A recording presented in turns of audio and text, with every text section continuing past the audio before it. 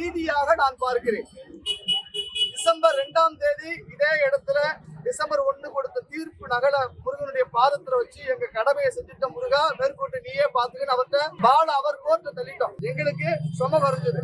மாண்புமை நீதிமன்றம் கொடுத்த உத்தரவு மலையில தீபம் ஏற்ற வேண்டும் என்பது. அதை நடைமுறைப்படுத்தாம தனி நீதி அரசர் கொடுத்த உத்தரவை மேல்முறையீட்டுக்கு அரசாங்கம் போச்சு. இருநபர் நீதிமன்றம் நீதிபதிகள் அனைத்து தரப்பு வாதங்களையும் ஏற்று இன்று தனி நீதிபதி கொடுத்த உத்தரவு செல்லும். மலை உச்சியில் இருக்கக்கூடிய தீபத்தூணில் தீபம் ஏற்ற வேண்டும் என்பதை குறிப்பிட்டிருக்கிறாங்க. இதை நாங்க முழுமையா வரவேற்கிறோம். அது மட்டுமல்லாது மலை உச்சியில் இருக்கக்கூடிய தர்கா அந்த விஷயம் மலையில சமூக நல்லிணக்க கெட்டு போயிருங்கிற மாதிரி எல்லாம் அவங்க பேசுறாங்க. இந்த தூண்ல வக்ஃபு இத்தனை ஆண்டு காலமாக எந்த உரிமையும் கோராத பொழுது இப்ப எங்க எல்லக்குள்ள சொன்னதை அவங்க நீதிமன்றம் ஏத்துக்கல. நீதிமன்றம் கோயில் நிர்வாகம் மலை உச்சியில தீபம் ஏத்தணுங்கிற விஷயத்தை ஏற்று தீபம் ஏற்றிருந்தா இவ்வளவு பிரச்சனை இல்ல. எங்களுக்கு தேவை லைட், நோ ஃபைட். முஸ்லிமுக்கும் இந்துக்களுக்கும் சண்டை இல்ல, சமாதானமா சமூக நல்லிணக்கமா மாப்பிள்ளை மச்சனை அண்ணன் தம்பின்னு சொல்லிக்கிட்டு இருக்கிறோமே, எதுக்கு நீங்க பிணக்கு உருவாக்குறீங்க? அதனால ஒரு சட்டம் ஒழுங்க காரணமா காமிச்சு தீபம் ஏற்ற விடாத விஷயத்துல தமிழ்நாடு அரசு தவறு செய்திருக்கிறதுன்னு அரசாங்கத்துக்கு நீதிமன்றம் சரியான சவுக்கடி கொடுத்திருக்கு.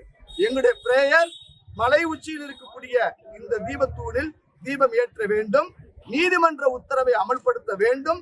இதற்காக போராடியவர்கள், இதற்காக ஒத்துழைத்தவர்கள், இதற்காக பலிதானி ஆனவர்கள், கடைசியா நம்முடைய நீதிமன்ற உத்தரவை அமல்படுத்த தவறிய அரசை கண்டிச்சு தன்னுடைய உயிரையே தீக்கிரையாக்கிய அந்த தீப போராளி பூர்ணச்சந்திரனுக்கு இந்த வெற்றியை நாங்கள் சமர்ப்பிக்கிறோம். இது வழக்குக்காக தொடர்ந்து போராடியவர்கள், வழக்கில் இணைந்து கொண்டவர்கள், வாத பிரதிவாதங்களுக்கு கடுமையான மானவமானங்கள் எல்லாம் நாங்கள் சந்திச்சிருக்கோம். நீதிபதிகளை விமர்சித்தவர்கள் சர்வே கல்லுன்னு போய் சொன்னாங்க, அப்புறம் சலவக்கல்லுன்னு சொன்னாங்க, அப்புறம் கிரானைட் ஸ்டோன் சொன்னாங்க, சமண ஜோதின்னு சொன்னாங்க.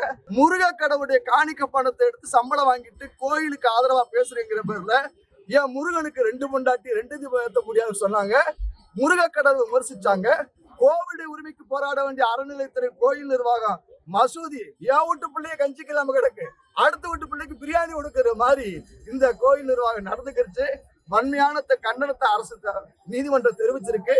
நீதிமன்றம் சொன்னதை செய்வாங்கன்னு நம்புறோம். நல்லவங்களுக்கு ஒரு சொல்லு, இந்த அரசுக்கு ஒரு சூடு, 2 சூடு வாங்கிருச்சு. இதை நிறைவேற்ற நம்புறோம். மதமான பிரிச்சதுன்னு வார்த்தையில சொல்லாதீங்க சாமி, நடைமுறையில படுத்துங்க, நாங்க சொல்லிக்கிறோம். இதுதான் இன்றைக்குமான தீர்ப்பு.